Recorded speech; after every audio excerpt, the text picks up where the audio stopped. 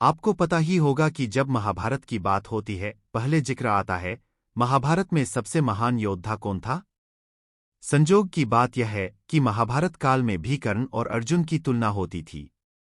महाभारत घटे हुए 5000 साल हो गए हैं, फिर भी आज भी कर्ण और अर्जुन की तुलना की जाती है।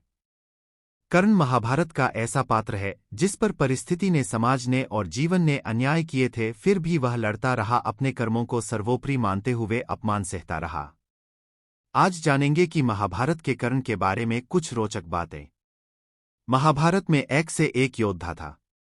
कर्ण से भी महान योद्धा बर्बरिक था, लेकिन उसे युद्ध करने का मौका ही नहीं मिला।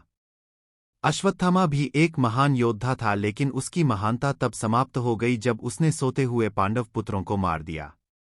एकलव्य को भी महान माना जाता सकता है, लेकिन वह भी युद्ध नहीं लड़ा, तब उसकी महानता कैसे सिद्ध होती। द्रोण, भीष्म और श्रीकृष्ण को हम इसमें शामिल नहीं कर सकते हैं, क्योंकि वे तो देवता थे।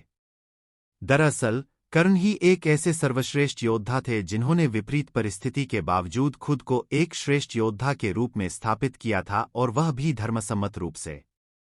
आओ जानते हैं कर्ण के बारे में वे तथ्य जिनके कारण उन्हें महान योद्धा माना जा सकता है। एक, अर्जुन का साथ देने के लिए जगत के स्वामी थे, लेकिन कर्ण का साथ देने के लिए दुर्योधन ही था। अर्जुन पूर्णतः श्रीकृष्ण पर आश्रित थे, जबकि इधर दुर्योधन खुद कर्ण पर आश्रित था। 2, कर्ण को द्रोण ने वह संपूर्ण शिक्षा नहीं दी जो उन्होंने पांडवों या कौरवों को दी थी। फिर भी कर्ण ने परशुराम से बची हुई शिक्षा छल से हासिल कर ली थी। यदि कर्ण अर्जुन के बराबर योग्य नहीं होता तो भगवान परशुराम कर्ण को शिक्षा देने के लिए तैयार नहीं होते। 3, कर्ण एक सच्चा मित्र होने के साथ साथ ही दानवीर भी था। स्वयं भगवान श्रीकृष्ण इस बात की पुष्टि करते हैं कि कर्ण से बड़ा दानी कोई नहीं। कर्ण जब यह जान गया कि मेरी माता कौन है और मेरे भाई कौन है, तब भी उसने मित्रता का धर्म निभाया। 4, श्रीकृष्ण की योजना के तहत कर्ण के कवच और कुंडल को छलपूर्वक अर्जुन के पिता इंद्र द्वारा हथिया लेने के बावजूद कर्ण ने युद्ध को एक योद्धा की तरह लड़ा। 5, कर्ण ने जरासंध को अकेले हराया था, वहीं भीम ने श्रीकृष्ण की मदद से जरासंध को छल के द्वारा मारा था। 6, कर्ण के पास भगवान परशुराम द्वारा दिया गया शिव का विजय धनुष था। यह धनुष जिस भी योद्धा के हाथ में होता था, उस योद्धा के चारों तरफ एक ऐसा अभेद्य घेरा बना देता था जिसे भगवान शिव का पाशुपतास्त्र भी भेद नहीं सकता था।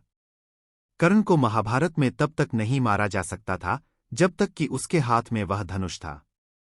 7, कर्ण ने कुंती को वचन दिया था कि वो उनके 4 पुत्रों की जान नहीं लेगा, लेकिन वह सिर्फ अर्जुन से ही युद्ध करेगा। युद्ध के दौरान ऐसे कई मौके आए भी जब कर्ण का सामना भीम, युधिष्ठिर, नकुल और सहदेव के साथ हुआ। वो चाहता तो उन सभी को मार सकता था, किंतु उसने ऐसा नहीं किया, क्योंकि एक योद्धा का वचन ही उसके लिए सर्वश्रेष्ठ होता है। 8, जिस द्रुपद को 105 भाई मिलकर जीत नहीं पाए, उसे कर्ण ने दिग्विजय के दौरान अकेले ही हराया था। प्रागज्योतिष का राजा भगदत्त, जिसे राजसूय यज्ञ के दौरान अर्जुन नहीं हरा पाए थे, उसे भी कर्ण ने हराया था। 9, अश्वसेन बाण का संधान दोबारा न करना, यह भी श्रेष्ठता का प्रमाण है। अश्वसेन एक नाग था जो कर्ण के धनुष पर चढ़ गया था और उसने कहा था कि तुम मेरा संधान करो तो मैं वहां पहुंचकर अर्जुन को डंसकर अपना बदला पूरा करूंगा, क्योंकि अर्जुन ने खांडव वन दाह के समय मेरी माता को मारा था। लेकिन कर्ण ने अश्वसेन को इंकार कर दिया था।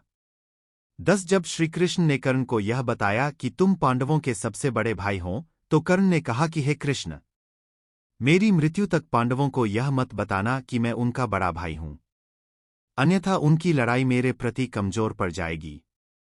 कर्ण की यह बात सिद्ध करती है कि वह पांडवों के प्रति किसी भी षड्यंत्र में शामिल नहीं था, फिर भी युद्ध के सामने योद्धाओं की तरह ही लड़ा। 11, महाभारत के एक प्रसंगानुसार जब कर्ण के बाणों के प्रहार से अर्जुन का रथ कुछ इंच पीछे चला जाता है और कृष्ण उसकी प्रशंसा करते हैं, तब अर्जुन कहता है कि मेरे बाणों से कर्ण का रथ कई गज पीछे चला गया, तब आपने मेरी प्रशंसा नहीं की। अर्जुन की इस बात पर भगवान श्रीकृष्ण कहते हैं कि कर्ण के रथ पर कर्ण और महाराज शल्य बैठे हैं, परंतु तुम्हारे रथ पर मैं यानी भगवान नारायण और महावीर हनुमान बैठे हैं, तब भी कर्ण ने तुम्हारा रथ पीछे धकेल दिया। सोचो, यदि महावीर हनुमान नहीं होते तो क्या होता।